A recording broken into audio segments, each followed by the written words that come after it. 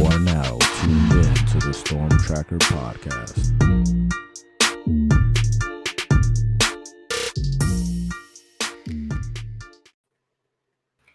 Welcome back to the Storm Tracker podcast. I'm Marcus Benjamin, representing for CanesCounty.com, part of the Rivals.com network. Make sure you subscribe to the website. Use the promo code Miami30 for the first 30 days for free. Also, subscribe to this podcast on all platforms, the Storm Tracker podcast. And like every week, we are scouting the opponent. And today I've got Andrew Jones joining me from Heels Illustrated, also part of the Rivals.com network. Thank you for joining me today, Andrew. Hey, Marcus. Appreciate you having me on, man. Appreciate you coming. I know you're probably dying to know kind of what has happened down here in South Florida with the Mario Cristobal debacle of a situation where obviously he could have kneeled down with the football and Miami would be 5-0. And this game against North Carolina would probably be a much bigger game if Miami would have been undefeated. So just going to open up the floor for you, man.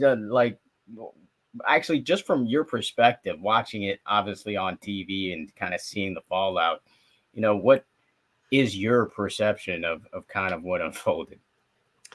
I was still in the press box at Kenan Stadium finishing up my work, and I was casually following the scores of games, and that one in particular. And we have a group text for my staff, and they were texting, well, it looks like it's going to be 5-0 versus 5-0, which I think everybody was hoping for because it would be a better atmosphere, a bigger game. And for those of us who cover ACC teams, the better the ACC is perceived, I think the more fun it is to cover this stuff because the games mean more. Yeah. And then one of my staffers texted me and said, oh my God, Miami lost. And I thought saw that they had on game cast, I saw they had the ball like 35 or 40 seconds left. And I figured, okay, that's over. And then she texted that and I had no idea what was going on. So when I left the stadium, I called her and she told me what happened. So I got home. By the time I got home, it was all over social media. I watched it in total disbelief that actually happened.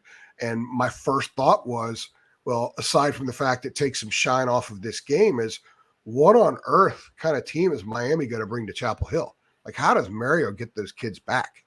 Because that was the mother of all snafus, and it was a terrible decision on his part.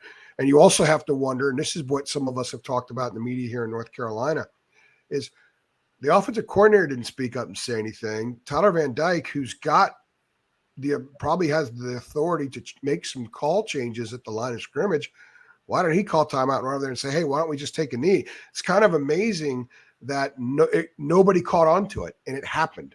And then the other side of it is a defense allowed Georgia Tech to score. It's not like Georgia Tech had a short field. They allowed them to score. There was a total breakdown in a secondary, which is a very good secondary, to allow that winning touchdown. So it was a total collapse on all aspects of that team. And that's a difficult task that Mario has now, getting those kids ready, not just to play anybody, but to go on the road and play a very good team this week. So to me, that's the most interesting thing about this game, is what kind of Miami team comes out. And if North Carolina gets up early, how does Miami react? I think that those are going to be really fascinating things if it plays out that way. Absolutely. I totally agree. Mario Cristobal has a tough, tall task on his hands to kind of build his team back up for, to date, their biggest game of the season against North Carolina. Your first road conference game, it's definitely going to be tough, but from what we've heard from Cristobal and the coordinators and the players today, it seems like they are saying the right things, obviously, but it seems like mentally they've kind of moved on from this and they're ready for the next task at hand. Matt Lee famously was on several memes or videos crying and saying, what the F are we doing, was what he was allegedly mouthing. He talked to us today and he said, we're just move on. That's football. And we're just moving on to the next game. So it seems like they are mentally ready to take on the next task. I mean, that's easier said than done. Yeah. But another thing I wanted to ask is, was it asked in the press conference at Carolina, and what was said from, some of the players or coaches? Well, we had Mac Brown and the two coordinators on Monday. Today, Tuesday, we had 4 players. So Mac has this big laminated sheet with 2 sides of stuff he wants to address. Usually he goes 15, 16, 17 minutes before he starts taking questions. And at the last thing he talks about before taking questions is the coming opponent. And he only said one thing about Miami, which was interesting because usually he spends a couple of minutes on the opponent. They had Minnesota a few weeks ago, and he went 2.5, 3 minutes just on PJ Fleck. Yeah. So he said one thing, extremely athletic, talented team. It's going to be our biggest test of the season, pretty much, to give a snapshot of it. He was asked about the situation, the kneel down situation or not non-kneel down situation.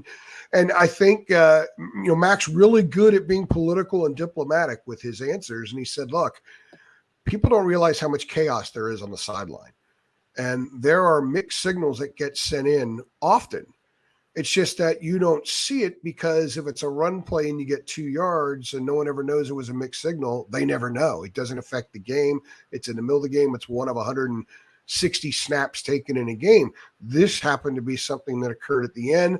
He didn't say it was a mixed signal, but I think he tried to cover over the fact that A, he's not going to criticize Mario for what happened.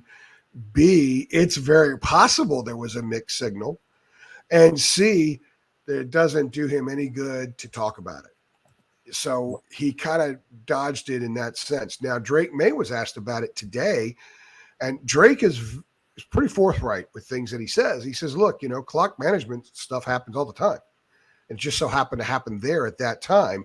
I don't know how Miami people would receive his comments. I thought that they were benign, but I think coming from a quarterback who would be the next guy outside of coaches to understand the clock management issues happen, I think it made some sense that, look, it just hit them at the absolute wrong time, that either there was a chaotic situation that got a wrong call in, or there was a clock management situation that somebody screwed up on, and it couldn't have happened at a worse time. It happens all the time during the course of a game. Most people just never see it, but everybody saw it this time because it actually cost them a game. So I think that they're treading the right way on it, but they don't want to talk about it. And I can understand that. I wouldn't want to be asked that question because I would be inclined to say, boy, Mario blew the crap out of that. And then you have locker room fodder, which can get a team rallied around one another very quickly. So I think they handled it right. They didn't want it. They were hoping we wouldn't have. I'm surprised they didn't say beforehand, no questions about Mario. So, and there were no other questions because, he used to, there was a time, and Mario's and Mac's paths have crossed before. So Mac seems to know everybody in the industry. Every head coach of another team is a dear friend, but they didn't go anywhere near that with Miami. Yeah, it's a tough situation for the fan base down here. They're still, mad about the call, obviously, to not kneel down, but they're also extremely mad about the fact that it was called a fumble, and that they reviewed it, and that it was still called a fumble even after review. And now there's photos coming out. I even posted one on social media of the elbow actually being down with the football in place. So Miami still hasn't heard from the ACC yet about the situation, but we will see if we get an answer on that. But you know what, though? 3 interceptions, shouldn't have been that situation in the first place. Right. I'm a big believer, and some people disagree with this, and I usually get it a lot, but I don't think officials win or lose games for anybody because that stuff generally evens out over the course of a game. It just so happens that this particular fumble call came at a crucial time. If it's not called, Miami wins the game, and no one's complaining about Mario right now. But the fact that they were in that position to begin with against a team that is all over the map, not very good, and had just gotten pounded at home by Bowling Green, I think that that's cause for concern if you're Miami. Now, everyone gets a one-off, and maybe that was Miami's one-off, but they put themselves in a position to have no room for error. and to not allow officials to decide it. I've covered coaches for a long time, a couple of Hall of Famers, and they always say, they tell their team, don't put the officials in position to make a call that costs you a game. And Miami put themselves in that position. So, and then they still had a chance to stop Georgia Tech and didn't do it. So in the end, Miami lost because Miami lost. Yeah, I can't disagree with you there. When Georgia Tech had the ball with 26 seconds left at 26, you should be able to stop them from at least a touchdown. Maybe you can hold them to a field goal, play it to overtime, and see what happens. Yeah. But yeah, just giving up that touchdown at the end is kind of inexcusable. But I think they were surprised to even be on the field at that point, thinking that the game was over. So we'll wait and see if the ACC has a ruling on that. The NCAA did make a ruling recently for the Carolina Tar Heels in the issue with Tez Walker. Now that's an interesting one. I'm not sure why it kind of took so long to clear him and his eligibility. You're kind of close to the situation. What's your opinion on that and what you saw from him in 1 week so far? Well, I'll first address the NCAA side of things. Clearly, it reached a point where it was I don't want to say the word, but it was a you-know-what match between North Carolina and the NCAA. The NCAA said, we don't comment on stuff. And then back in early September, they commented. And they put out that release about getting threats of violence, but they never supported that with any evidence. Should they? Yeah, I think in that case you should, but they didn't. So it had become personal, and they were very upset that North Carolina had really pushed hard back in August. In fact, we had no idea his eligibility was in question until we were over there after practice on August 8th. And we were supposed to talk to Gene Chizik, and Mac comes over. We're like, well, Mac likes talking to me. He was trying to figure out, and we hadn't talked to Mac in 5 days. Maybe he wants to talk to us for a few minutes. And he tells us about Tez. And at the time, it sounded like that was a new thing. We later learned that they had been trying to get him eligible numerous times. He had already reached the multiple appeal process, and they appealed, I think, 3 times in August alone. The NCAA kept saying no. And Carolina came out, and they tugged at the emotional heartstrings. They talked about Tez crying in practice, and shame on you, NCAA, when Mac had a statement when Tez was denied before the South Carolina game. And then again, the next week before App State, Carolina made it very personal, and it ticked off a lot of people in Indianapolis. And I think I understand why it would, because Carolina put up their dukes, and then the NCAA put up their dukes and went at it. And ultimately he was cleared. He should have been cleared all along. It was ridiculous he wasn't cleared all along. I do not know what the extra new information was that the NCAA claims was put forth. I do know that that some attorneys, some very high-powered attorneys, were prepared to go after the NCAA hard, and they may have decided it's not worth it to fight this and have this thing play out because they're going to lose in court. Yeah, it's going to cost them a lot of money.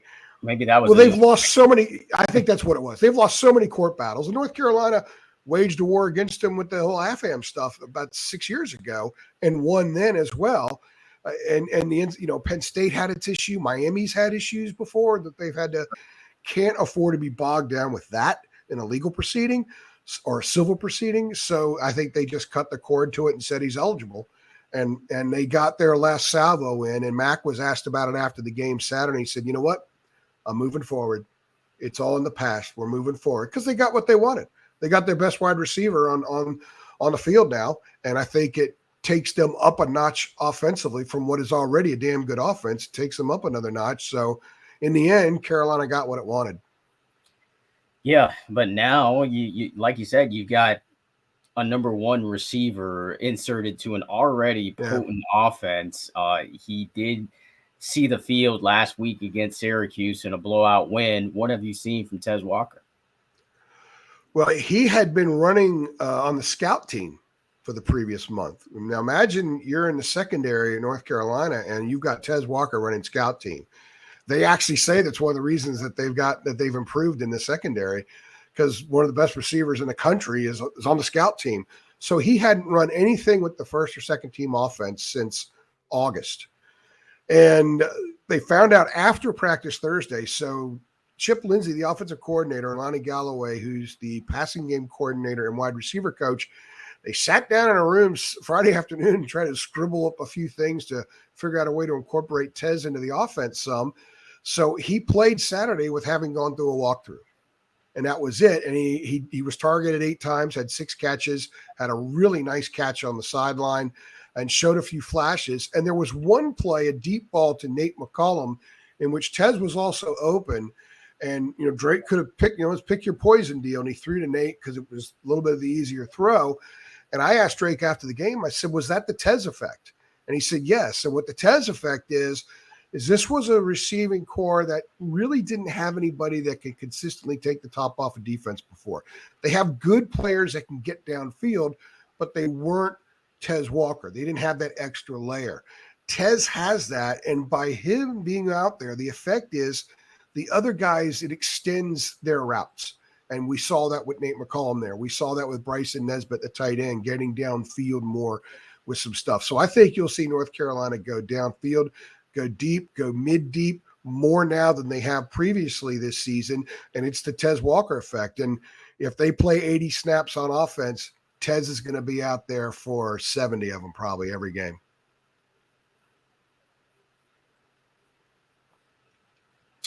That sounds scary, for Hurricanes fans, I bet. I mean, they were already kind of bracing themselves for Drake Maye, and now, conveniently for Hurricanes fan, Tez Walker is cleared and is, playing well. And then obviously we're getting reps, being, albeit scout team reps, still reps nonetheless. So it's an easy transition for him.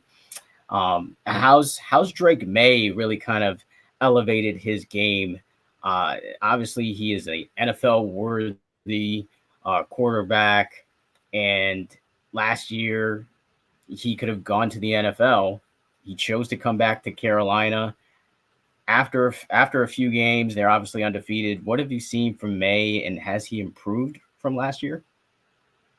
Yeah, well, he was only in his second year last year. He was a redshirt freshman, so he had to come back. But he probably would have come back anyway. Although Max said some scouts told him that Drake would have been the first pick in the draft last year if he was eligible and had come out. So what does that mean? Well, that means he's obviously supremely talented, as you said. I do think he's gotten better. And the numbers, the touchdown pass numbers haven't been there yet. Partly because he's had 5 guys who have caught balls going downfield have been stopped at the 1-yard line. And Matt kind of makes a joke about it every week now. It's like, well, we're counting these and they're almost touchdowns, and he doesn't have those touchdowns. So he didn't miss anything. So I think that's kind of interesting. And I'm going to go back later tonight or tomorrow and try to tabulate exactly the number. They're saying 5. I think it's probably 4, but we'll see. The point is that he's in a new offense with Chip Lindsey that's more power run oriented. And the previous game against Pitt, he only threw 30 passes. He threw 47 against Syracuse. They also ran 97 plays against Syracuse. So I think what you've seen from him is he's learning to manage the game as an NFL quarterback more. And he's not trying to thread the needle as much as he did a year ago. It's a little bit more of a mature performance each week. In fact, I asked him today about a specific throw he made Saturday against Syracuse, where it looked like he quickly went through his progression and checked down to a running back. It was a 3rd and 8 or a 2nd and 8 play, and he thought, okay, there's the safe play. He threw it to Amarian Hampton. He turned and he picked up 9 yards in the play. They got the first down. That was an NFL kind of play, where you make the safe throws a lot and you pick your way down the field, and he's doing more of that. He's getting rid of the ball a little bit quicker. He said that sometimes he would sort of glide a little bit when he'd throw on the run, so he's not gliding as much when he throws on the run. He's so good that he's looking at these, nitpicking some of these little specifics here, but he is getting better in those areas. And I think, and the program believes, he's ready to explode now. He threw for 442 the other day, and even with people saying, well, he hasn't been as good this year as he was last year, he's ahead of his total yardage right now than he was this time a year ago. And they've played a much tougher schedule the first 5 games than they did a year ago as well. So Drake is playing at an exceptionally high level. There's a little bit more maturity to his game now than there was. And that comes with the run game too. He's not taking off and running as much. He's not taking as many hits as he did a year ago. And that's good for the team, because if he went down, they'd be in trouble, because I don't think there's a lot of confidence in the backup behind him right now. So you're seeing Drake Maye play maybe not A-plus football. He's played A football, and I think A-plus football could be his future, especially now that he's got that deep threat like Tez Walker, who's going to be out there for the majority of every game. Definitely. You mentioned the schedule being tougher this season, and they did play Appalachian State this season as well as last season. It had a rough go, got it both times here. That was kind of the closest game that North Carolina's kind of had this year thus far. Can you kind of tell me kind of what happened in that game, and how did Drake Maye play in that one, in your opinion? Well, their other 4 games have been against Power 5 teams. Now, granted, Pitt's down. Minnesota's not very good. Syracuse, I think, is kind of average maybe. And we don't really know yet what South Carolina is. But they've won those 4 games by almost an average of 21 points. So they've thumped those teams, and they've really bowed up defensively, especially in the second half in those games. In fact, the defense has given up only 13 total points in the second half of those 4 games. App State is a different animal. It's a good program. It's a proud program. And they get up for North Carolina should never play teams like that. And people in this state hate when you say that, because they're like, well, it's a fun game. It's great for the state. Well, UNC wins. They beat a solid team, and they drop 3 spots in the rankings, because most people don't realize that App State's a good program, and it's a well-coached program. They win a week later and should have won at Wyoming. And a lot of people are now saying Wyoming will be the G5 rep in the New Year's Six bowls. So that was a quality performance. So I also think it's that one-off game. I don't think Carolina was super ready to play that game. That was the 1 week where Max said, look, we didn't have great practices. They've had great practices otherwise, but he said that week, we didn't have great practices. And you can always tell if you don't have great practices, you're rarely going to play real well that Saturday. So I think it was a lesson learned. And we'll say it's a one-off. If it happens again, then it wasn't. Maybe it's more of an identity of who they are. And we just don't know yet, because the P5 teams they played are bad. We still have a lot of that learning to do as teams play more games. But it's sort of like the Miami-Georgia Tech game. Had Miami taken the knee and won that game, it's not a resounding victory over an okay team. And I think App State would be comparable to Georgia Tech. But obviously the situation happened, and that changed the game for Miami. So everyone has a game like that. And I guess if you're going to have a special season, you win that game instead of lose that game. And some people around here believe that North Carolina's on track for a special season. And I think if they're at the 9-0 and 10-0 mark, people are going to look back and say, man, what happened that day? They sure got lucky. And I think that they did. I think when you win in overtime or double overtime, there's a lot of luck that goes into it. Yeah, absolutely. The one game that I did watch as far as North Carolina, I think the entire game was their opener against South Carolina. And I was impressed with their defense in that game. Albeit South Carolina, as the season progresses, you see is, maybe not as good as advertised as when we were going into that game. But what have you seen from the defense as the season has progressed from that South Carolina game? They're much, much better. They had 9 sacks that night, and that's not who they are. They're not a high sack volume team. What they are is they're a make the quarterback move team. They're change the patterns, the pass routes, by making the quarterback move. And they're a containment team. You saw what they did against Garrett Schrader. You have to have excellent containment to keep him from having a big game, and they did that. Previously, that was an issue. Running quarterbacks had given them all kinds of trouble. Quarterbacks like Spencer Rattler had given them all kinds of trouble. And so what they did is they've gotten really good at forcing quarterbacks to play out of character or out of routine, if you will, and they keep everything in front of them. They have not given up many big plays this year. And then they're better on third downs. They're getting off the field. Their pass coverage is better. It's tighter. They were a very soft coverage team a year ago, and part of that was they didn't trust the corners. Those corners are gone. They trust the corners they have now, and they're getting more of a conventional pass rush from the front. So they're forcing quarterbacks to get rid of the ball quicker than they were before. They don't go through the whole progression anymore. And with that, they have tighter, short coverage. So they're just doing everything across the board at a much higher level than they did a year ago. It's an old defense. They have 6 college graduates in the rotation on defense. They have, I did this, I was looking up the numbers before the season. Entering the season, they had 17 defensive players in the rotation that had played at least 700 snaps in college. 14 of them had played at least 1,000 snaps in college. So it's an experienced group. It's athletic. They've got several NFL guys over there. They've struck oil in the transfer portal with a guy like Elijah Huzzy, who's playing the star position because their starting star, which is they call the nickel the star, he was out for the loss for the season before the season even started. And he was one of their best defenders. So Gene Chizik simplified his plan.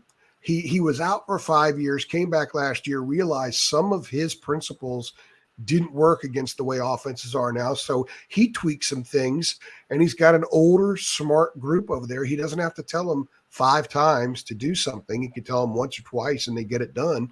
So far, so good. I think this week's going to be a different test. We're really going to find out how improved this defense is because Miami's going to stress them passing long, passing wide, passing over the middle, and running in a variety of ways. It's by far the best offense that North Carolina will have faced so far, and I think we'll really know just how much better this defense is. The numbers support the fact that they're significantly better. The eye test does too, but this is a different animal coming up this week, and I hope the Hurricanes are ready to play, and I hope they play well because that way we get to learn more about the Tar Heels. And in the end, as journalists, that's our job, right? Learn more and report it. So I'm looking forward to seeing that. Same here. Do you feel like Miami's their toughest test so far? Yeah, so far, yeah. But by far. Okay. Yeah, Pittsburgh has no quarterback.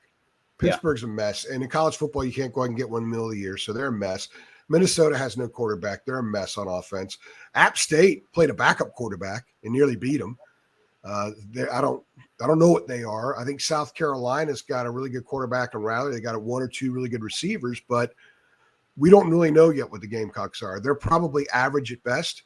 And Syracuse, they racked up a lot of numbers against some bad teams. I thought they were impressive at Purdue, but what's Purdue? Purdue's not very good. So we haven't seen the Tar Heels go up against a club that can match them in talent, match them somewhat in depth and athletic ability and experience in all facets of the game. And I think we'll see that this week. That's why I really hope that Miami's able to use what happened and galvanize and come ready to play. So we see a good football game. We find out what both teams truly are made of.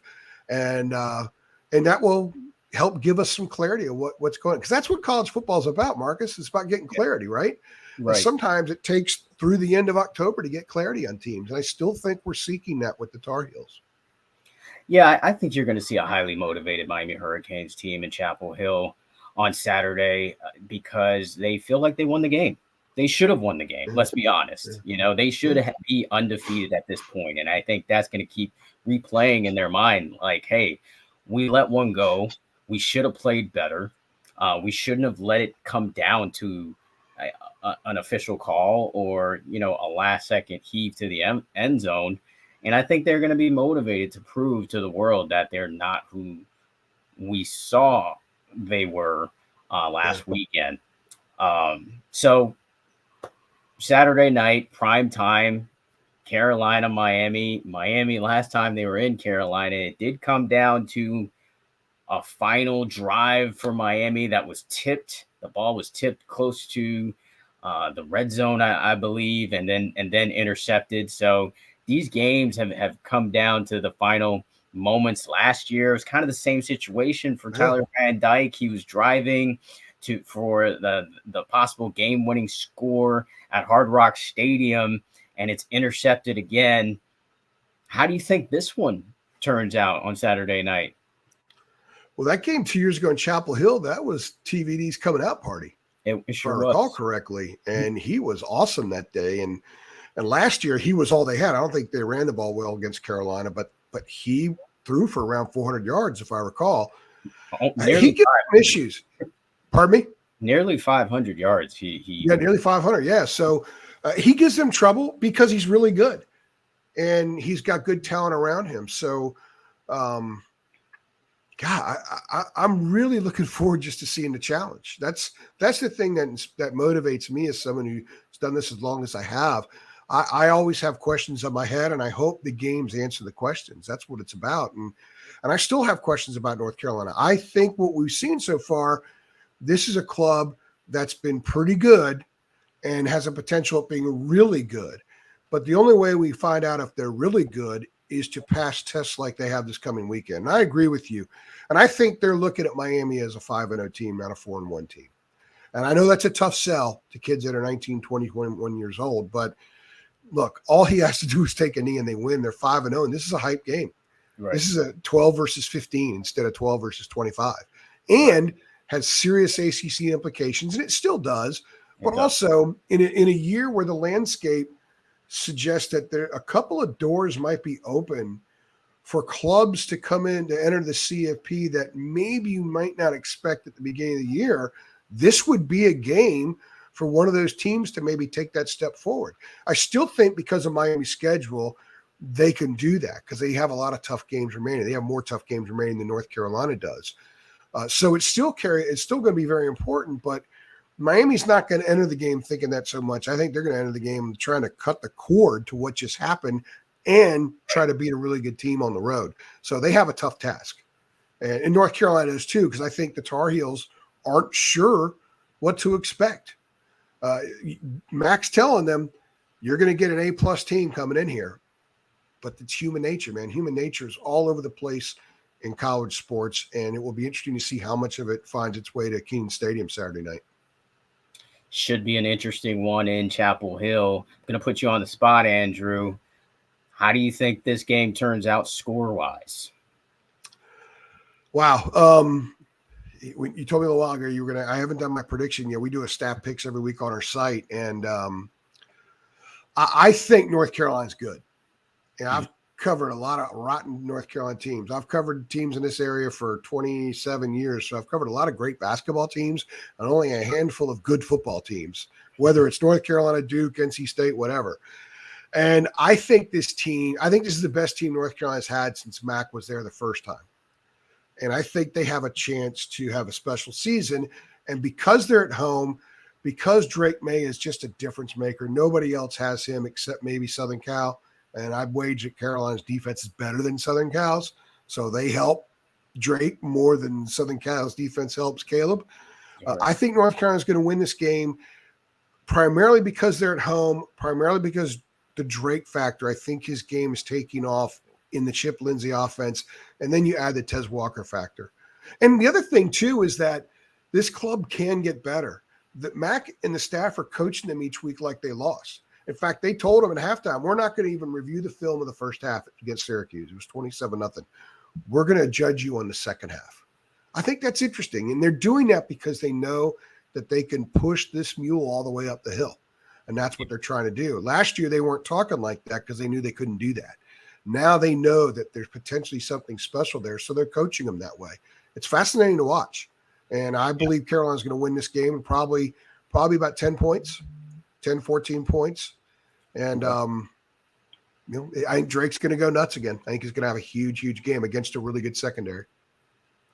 Yeah, that's fair. I think this is going to be a very similar game that we've seen in the last couple of years between Carolina and Miami. I think this is going to be a battle of quarterbacks. I think Tyler Van Dyke really wants to right his wrongs from last week, throwing 3 interceptions, and really show that, he is that quarterback that we think he can be. And Drake Maye, I think, is going to be Drake Maye. I mean, this is a showcase game for him, prime time at home, first big, opponent, I guess you could say, for the Heels this season. I think that this game is maybe a little bit closer than the experts think. There's a 3 to 3.5 point spread here. But I think it's going to be tough with just coming over that emotional loss from last season, then going on the road, and then emotionally have to kind of be in a mindset to beat a team that wants to stay hot and potentially make some noise in not only the conference but maybe nationally. I think it's going to be a tough game for Miami. But I think it's going to come down to the end. I think it's going to come down to a Tyler Van Dyke drive at the end, and maybe he comes up big in the end this time, or maybe he doesn't. Last 2 years he did not. So I think it's close. I think it's like a field goal game. But if I had to put money right now, I'd probably say Carolina comes out victorious. But hey, that may change. I do a prediction at the end of the week as well, so we'll see what I have on my prediction story. I hope you're right that it comes down to the last play of the game. Yeah. I think it'd be great for both. If that happens, then Miami clearly has shed the skin from last weekend, right? Yeah. And I also think it'd be great for the ACC, great for these teams if they play a game that's highly competitive, highly entertaining, having the platform they're going to have Saturday night. And it's more fun to cover a good game than to cover a lopsided game. So yeah. I hope it comes down to that too. Absolutely. I will be traveling to Chapel Hill, Andrew. So cool. So I'll see you up there in Carolina this week. I do appreciate you joining me for this podcast, the Storm Tracker podcast. That's Andrew Jones, ladies and gentlemen, publisher for Tar Heel Illustrated, part of the Rivals.com network. And make sure you subscribe to this podcast on all platforms. Also subscribe to this YouTube channel as well. Thank you for joining me again, Andrew. Appreciate you having me on. And I'll see you in Chapel Hill. That's going to wrap it up for this episode of the Storm Tracker podcast, Scouting the Opponent. Until the next episode.